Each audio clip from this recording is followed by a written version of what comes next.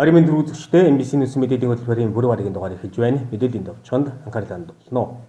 Зочлогын үйлчилгээний төрөлжсөн сургалтууд үн төлбөргүй явагдаж байна. 23-24-нд их нутгаар бороо нойтон цас орж цасан шуурга шуурна. Улаанборхны эсрэг дархлаажуулалтын аян дуусахад 2 хоног үлдлээ. Хан давирлтын спорт Увс аймагт эрчимтэй хөгжиж байна. Эдгээр болон бусад мэдээллийн дэлгэрэнгээд анхаарлаа хандуулно.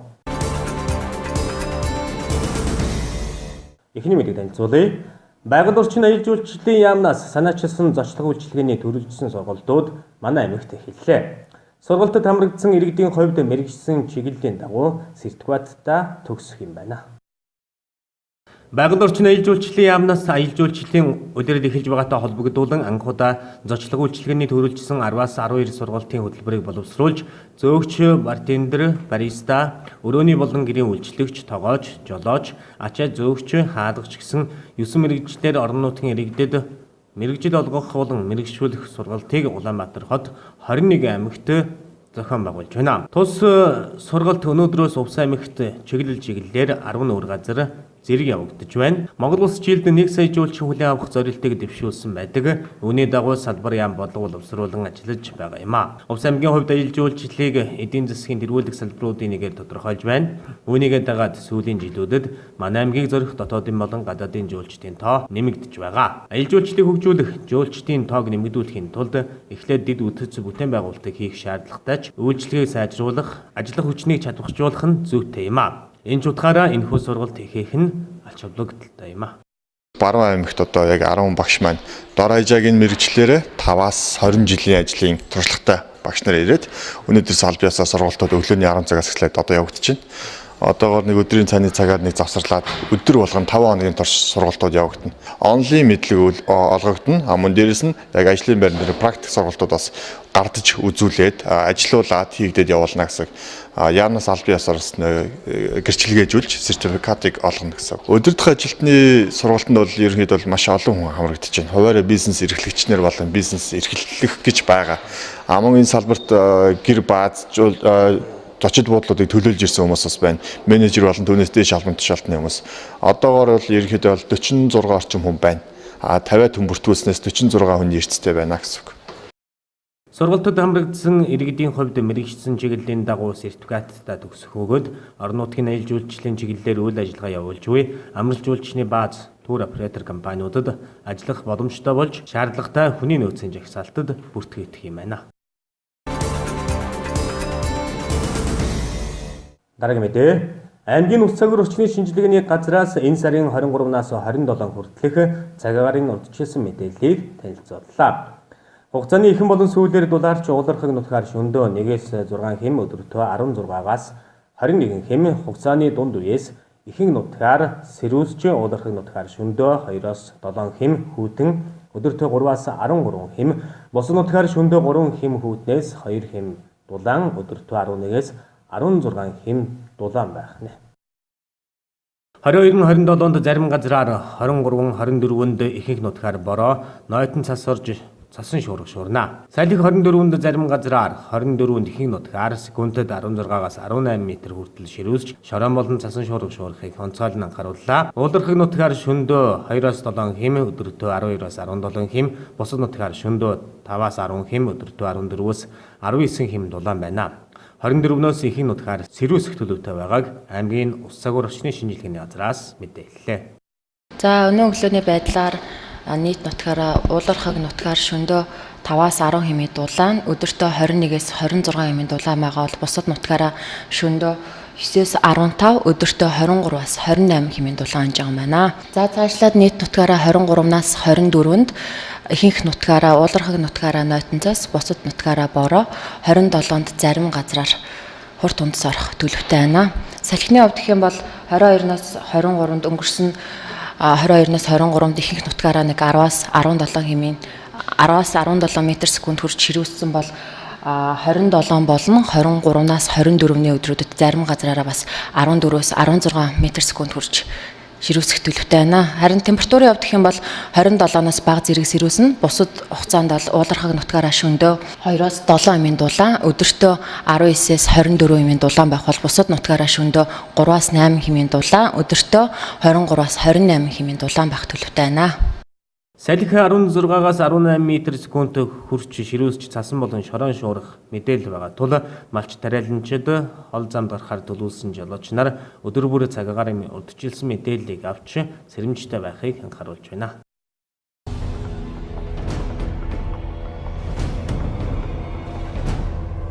Хүний эрхийн үндэсний комиссд он гарсаар ирүүдэн шүүлттэй холбоотой 35 гомдлоо ирсэн гэдгийг тус газрын гишүүн оюун чимээг Улсын хурлын дарга зандан шатарт тэмэлцүүлжээ. Тэрээр ирүүдэн шүүлттэй холбоотой гомдлыг шийдвэрлэдэг практик манай улсад байхгүй гэхэд хэсдэхгүй. Учир нь нотлох баримтгүй гэдэг үндэслэлээр хаагддаг байна. Хүний эрхийн үндэсний комиссоос ирсэн гомдол бүр дээр ажиллаж харьяаллын дагуу шаардлагуудаа хүргэлдэгч ёс төдий хариу ирдэг. Тиймээс хүний эрхийн үндэсний комиссийн тухай хуулийн төслийг удахгүй Улсын хурлд өргөн барихаар төлөвлөж байгаа. Мөн хүний эрх төр дундаа хүүхэд эмэгтэйчүүдийн хүчирхийллийг бууруулахад шатандаа анхаарах цаг болсныг хүний эрх хамгаалагчид сануулсаар байна. Хөгжлийн бэрхшээлтэй эмэгтэйчүүд, малчин эмэгтэйчүүд, бага насны хүүхдийн хүчирхийлэл, ажлын байрны бэлгийн дарамт зэрэг асуудлыг бодлогын түвшинд шийдэж шинжлэх хэрэгтэй хэмээн хэлсэн байна.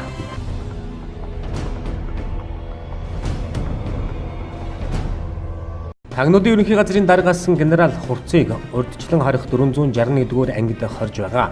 Тэгвэл түүний 15 хоногт хоригдох хугацаа өнөөдөр дуусч байгаа юм байна. Тиймээс Чингэлтэй дүүргийн эрүүгийн хэргийн анхан шатны шүүхэд үргэлжлүүлэн хорих уу, батлан даалтад гарах уу гэдгийг шийдвэрлэнэ. Эрүүгийн цагдаагийн албанаас түүнийг 4-р сарын 23-нд зориг агсны амнасыг хөнөөсөн хэрэгээр ялжгүй чимгээ содон даржаа нарыг ирүүдэн шүүлсэн мөн хууль тогтоомж зөрчсөн гэх хэрэгт холбогдуулан саатуулсан юм а. Авилгатай тэмцэх газар болон цагдаагийн ерөнхий газрын эрүүгийн цагдаагийн албаны хамтарсан ажлын хэсэг гарган хэргийг шалгаж байгаа юм а.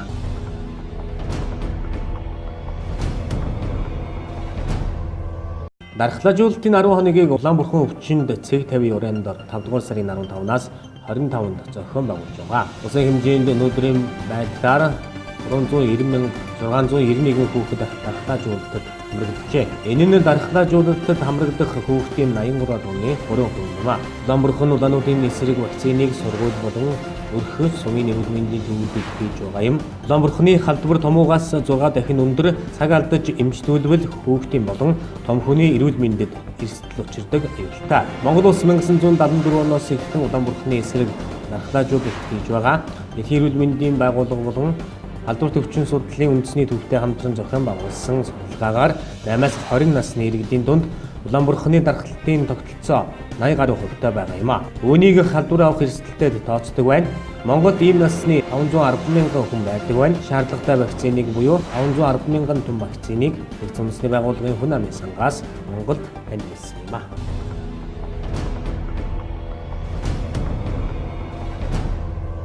Монгол улсын 3 дахь ерөнхийлөгч намрын их хуйлыг орчуулсан англи өгүүлбэрүүдийн сохрын оронд номын 2 дахь хэвлэлийн нээл Улсын төв номын сангийн Монгол улсын ерөнхийлөгчийн нэрмж танхимд болсон байна. Тэрээр өмнө нь 1991 онд хатсан гар нэртэйгээр англи өгүүлбэрүүдийн төврийг орчуулан уншигчдын хүртэл болгож байсан юм. Сохрын оронд Томас Харди хатсан гар, Джеймс Жойсийн эгчлүүс Ридьярд Хейлингийн хэргийн зэрэг английн нэс зохиолчдын өгүүлбэрийн төврийг багтаажээ. Английн утга зохиод бие даан хөгжсөн өгүүлбэрийг шинэ төвшөнд гаргаж, английн нэрт зохиолчдыг олноор нь төрүүлсэн хүн бол Оросын сууд зохиолч Чехов гэж уг номын нээлтмээр онцлон хэлжээ.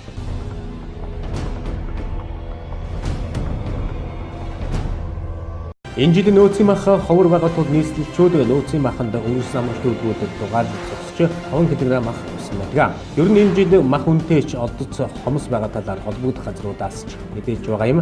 Өнгөрсөн жил 4000 тонн мах бэлтгэсэн харьцангуй бага тоо юм. Тиймээс эх жил дотоодын зах зээл дээрх махны үнийн өсөлтийг хэвийн барих зорилгын хүрээнд нөөцийн махны хэмжээг нэмэгдүүлэх болжээ. Эх онд 15000-аас доошгүй тоо мах нөөцлөх зорилго тавьж байгаа талаар салбар яамнаас мэдээлжээ. Дараагийн мэдээ. Улаанбурхан өвчнөөс урьдчилан сэргийлэх дархлаажуулалтын 10 хоногийн аяныг Улаанбурхан өвчнөд цэг 50 Орендор 5-р сарын 15-наас 17 оны өдрийг дуустал зохион байгуулж байгаа юм а. Манай аймгийн хэмжээнд хамрагдах ёстой 15-аас 18 насны нийт хүүхдүүдийн 86% нь энэхүү дархлаажуулалтанд хамрагдаад байна. Дархлаажуулалтын 11-ийн 81-ийг Улаанбурхан өвчнөд цэг 50 уран дор 5 дугаар сарын 15-наас 25-нд зохион байгуулж байгаа юм а. Улсын хэмжээнд өнөөдрийн байдлаар 390,691 хүүхэд дархлаажуулалтад хамрагджээ. Энэ нь дархлаажуулалтад хамрагдах хүүхдийн 83.3% юм байна. Увс аймгийн хувьд Улаанбурхан өвчнөөс урьдчилан сэргийлэх дархлаажуулалтанд 19,845 хүүхэд хамрагдаад байна. Улаанбурхан улаануудын эсрэг вакциныг сургууль болон өрх сүмэн эрүүл мэндийн төвүүдэд хийж байгаа юм. Вакцинжуулалтын 80-25-ны өдөр дууснаа. Тиймээс эцэгчүүд 5-аас 18 насны хүүхдээ дархлаажуулалтанд заавал хамрагдуулах шаардлагатай байна. За улсын хэмжээнд бол баруун 5 аймгийн 5-аас 18 насыг хамрагдаж хийж вакцины хийж явж байгаа. За 15-наас эхлээд одоо 25 хорны 10 хоногийн хаяны үргэлжилж байна. За манай аймгийн хөвд бол 5-аас 18 насны хамруулалт бол 19,845 хүүхэд хамруулж 86.5% байна. Нийт хичнээн Нийт бол 22,993 хүүхдээс одоогийн байдлаар өнөөдрийн байдлаар 19,845 хүүхэд хамруулсан байна. За эцэг эхчүүд болон хүүхдүүд асран хамгаалагч та бүхэн хандаж эхлээд өөрийнхөө харьяа дүүргийн өрхийн эмнэлэг болон явуулаар хийж байгаа явуулын цэгт 5-аас 18 настай хүүхдүүдийг хамруулаарай гэж эцэг эхэд зөвлөмөр байна.